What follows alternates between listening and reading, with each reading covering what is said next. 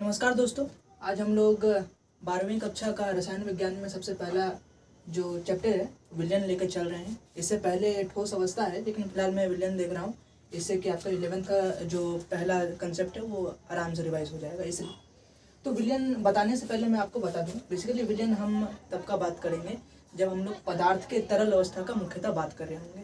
वैसे भी हम लोग पदार्थ गैसीय अवस्था के बारे में क्लास 11 में आप लोग पढ़ चुके होंगे, और ठोस अवस्था इससे पहला वाला चैप्टर है। उसके बाद ये तरल अवस्था आता है। तरल अवस्था में मुख्यतः हम लोग को विलयन में पढ़ना है, विलयन के बारे में, और विलयन में जो कितने प्रकार के विलयन बन सकते हैं उसके बारे में हम चर्चा करेंगे। फिलहाल हम कुछ बेसिक टर्म्स यहाँ पे थोड़ा जान लेते हैं कि विलयन हम किसे कह रहे हैं। विलयन हम कह रहे हैं दो या दो से अधिक अवयवों के समांगी मिश्रण को विलयन कहा जाता है। यानी कि दो या दो से अधिक अवयव, यानी कि आप दो या दो से अधिक अवयव ले सकते हैं, यानी कि 3, 4 जितने भी हों, लेकिन क्या होना चाहिए उनके बीच में उनका समांगी मिश्रण होना चाहिए, तब हम उसको क्या कहेंगे, एक विलयन कह देंगे। मैं इसके ऊष्माबलगतिकी के बारे में ज़्यादा बेहतर तरीके से समझाऊंगा आपको, तो आपको पता चलेगा कि बेसिकली ये विलयन बन कैसे पाता है। इसका मेन इम्पॉर्टेंट हिस्सा तो वही आता है जहाँ पर हमें समझना होता है कि विलयन बनना कितना मुश्किल है एक तरीके से, क्योंकि वहीं पे फर्क भी पड़ता है एक तरीके से। फिलहाल शॉर्ट के हिसाब से देखिए, छोटे उदाहरण हमारे पास क्या क्या है, ऑक्सीजन तथा नाइट्रोजन या चीनी तथा जल। जैसे कि आप किसी भी मिश्रण को ले लीजिए, मान लीजिए आप ही का एनवायरनमेंट में आपके मीन्स आसपास ही आप देखिए तो nitrogen, oxygen, argon, carbon dioxide, जिसमें कई सारे गैस एक साथ यहाँ पे रह रहे हैं, और भारी गैस आपका नीचे होता है और हल्की गैसें ऊपर पाई जाती हैं। लेकिन फिर भी हम कहेंगे कि इनका समांगी मिश्रण है जो फिलहाल आपके एनवायरनमेंट में आपके अगल बगल है, इसलिए हम इसे एक विलयन कह सकते हैं। यहाँ पे दो या दो से अधिक अवयव हैं उपलब्ध। इसी कारण से हम यहाँ पे उदाहरण के तौर पर नॉर्मल एग्जाम्पल अगर लें तो ऑक्सीजन या नाइट्रोजन का मिश्रण हुआ एक तरीके से।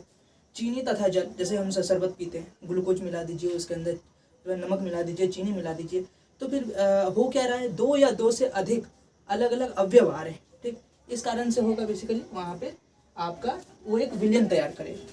अच्छा, तो विलयन को बताने से पहले मैं आपको दो और विलयन के दो प्रकार होते हैं मुख्यतः, द्विअंगीय और त्रिअंगीय विलयन।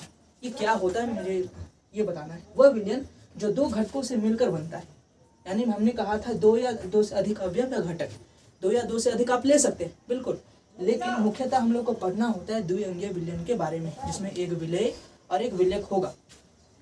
अब द्विअंगीय और त्रिअंगीय में क्या अंतर है, वह विलयन जो तीन घटकों से मिलकर बनता है उसे त्रिअंगीय विलयन कहेंगे। अच्छा, तो अंतर ये होता है आपका इसका, जैसा मैंने कहा, इसके ऊष्मा बल गतिकी में अंतर आता है। अगर मैं कहूँ कि अगर दो आदमी आके टकरा रहे हैं, उसी तरीके से आपको देखना है दो अणु या दो परमाणु को टकराने की तरह सोचना है। जब भी संघटवाद का सिद्धांत, मैं इसके बारे में पढ़ाऊंगा आगे, लेकिन फिलहाल आप देखिए संगठन मतलब क्या होता है, टकराव किसी दो के बीच में। अब किसी भी दो अणुओं में बंध बनने के लिए, मान लीजिए बंध बनेगा तभी जाके हमारा विलयन का बनना पॉसिबल हो पाएगा। अब मान लीजिए यहाँ पे हमारे पास दो परमाणुओं के टकराने के बाद ही इनके बीच में फर्दर बंध बन पाएगा, रासायनिक बंध बनेगा, और रासायनिक बंध बनेगा तभी जाके विलयन बन पाएगा।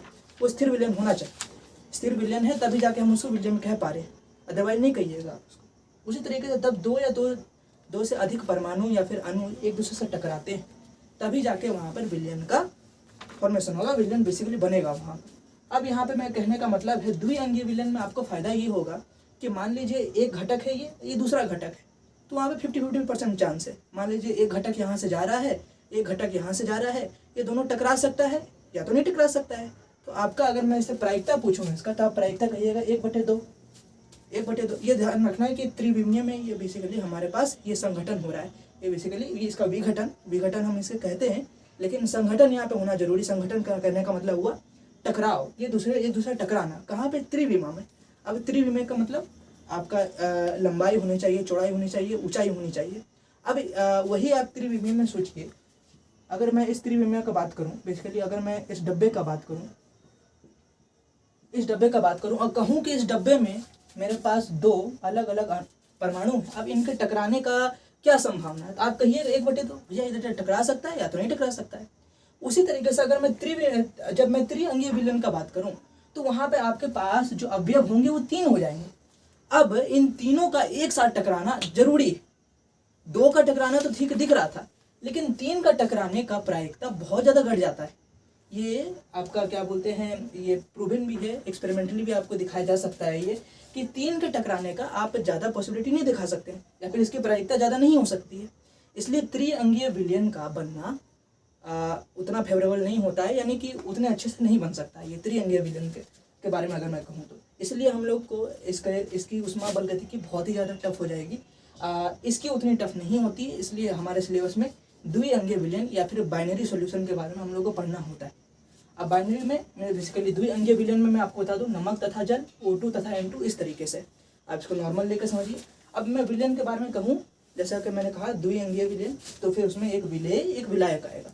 विलेय का मतलब क्या होता है, विलयन में जो अवयव कम मात्रा में उपस्थित रहता है, जो भी कम मात्रा में उपस्थित रहेगा आप उसको विलेय कहिएगा, और सामान्यतः जो अवयव अधिक मात्रा में उपस्थित होता है उसे विलायक कहते हैं। जैसे कि मान लीजिए मैंने उदाहरण के तौर पे देखिए, चीनी तथा जल का विलयन मैंने लिया, तो चीनी में आप क्या देखिए, चीनी आप कम मात्रा में लाते हैं। ऐसा नहीं कि 1 गिलास अगर हम पानी लिए तो 1 गिलास में 1 किलो चीनी डाल देंगे, ऐसा तो नहीं करेंगे। वो उसको पीने लायक बनाने के लिए आप एक क्या बोलते हैं चुटकी भर नमक डालिएगा, या फिर हैंडफुल ऑफ क्या बोलते हैं, थोड़ा सा आप 1 चम्मच चीनी डालिएगा, उस हिसाब से डालिएगा। वही कह रहे हैं कि जो भी, यानी कि मुख्यतः हम कह रहे हैं, ज़्यादातर हम ये कहेंगे कि विलयन जो कम मात्रा में उपस्थित हो उसे हम विलेय कहेंगे, जो ज़्यादा मात्रा में उपस्थित हो उसे विलेयक कहेंगे। ठीक, तो आपको इनके बीच में भेद करना आना चाहिए। उसका दूसरा है विलेय एक या एक से अधिक हो सकता है। अब विलेय का जो हम बात करें, एक या एक से अधिक कहने का मतलब आप चीनी डाल सकते हैं, चीनी के साथ लगले नमक भी डाल सकते हैं, और उसी के साथ गुड़ भी डाल सकते हैं। तो ये सारे क्या हुआ, अलग अलग प्रकार के विलेय हो गए, अलग अलग प्रकार के। गैस भी आप डाल सकते हैं। मेरे कहने का मतलब ये है, एक विलेय होना चाहिए जो कम मात्रा में जा रहा है, एक विलायक होना चाहिए जो कि बेसिकली ज़्यादा मात्रा में, जैसे कि पानी आपका ज़्यादा मात्रा में। उसी तरीके से करेंगे, यह विलयन की भौतिक अवस्था को निर्धारित करता है। ये भी आप देखिए, अगर विलायक आपका, अब क्या बोलते हैं, विलयन केवल यहाँ पे तरल अवस्था का हमको पढ़ना है, लेकिन ऐसा थोड़ी ना है कि विलयन केवल तरल अवस्था में ही बनता है। ये गैसीय अवस्था में बनता है, ये आपका ठोस अवस्था में भी बनता है। इसके बारे में हम अगले क्लास में चर्चा करेंगे, इसके बारे में हम टेबल देख के पढ़ेंगे इसके बारे में। लेकिन फिलहाल हम कह रहे हैं कि विलायक क्या है, यानी कि ये निर्धारित करता है उसकी भौतिक अवस्था को। कुल मिला के कहने का बात यह है कि अगर पानी लेते हैं तो पानी आपका तरल है, तो आप कहिएगा जो हमारा विलयन बन रहा है वो तरल अवस्था में है। अगर आपका विलायक आपका हमेशा, अगर आपका विलायक आपका तरल अवस्था में, तो फिर आप विलेय या तो ठोस डालिए या गैसीय डालिए या फिर तरल डालिए, तीनों में आपका जो विलयन बनना है वो आपका तरल ही बनना है। तो इसलिए हम कहते हैं कि ये भौतिक अवस्था को निर्धारित करता है। तो आपको यहाँ पे समझ में आ गया कि विलयन हम किसे कह रहे हैं। विलयन बेसिकली दो या अधिक के समांगी मिश्रण को बेसिकली हम क्या कह रहे हैं, विलयन कह रहे हैं। इनमें द्विअंगीय त्रिअंगीय के बारे में आप समझ लिए। मुख्यतः हमको द्विअंगीय विलयन के बारे में पढ़ना है। उसके बाद विलयन में 2 हिस्से आते हैं, विलेय विलेयक, जो कम मात्रा में होता है, एक ज़्यादा मात्रा में होता है, और जो ज़्यादा मात्रा में होता है वही उसकी भौतिक अवस्था को निर्धारित करता है। उदाहरण के तौर पर चीनी और जल।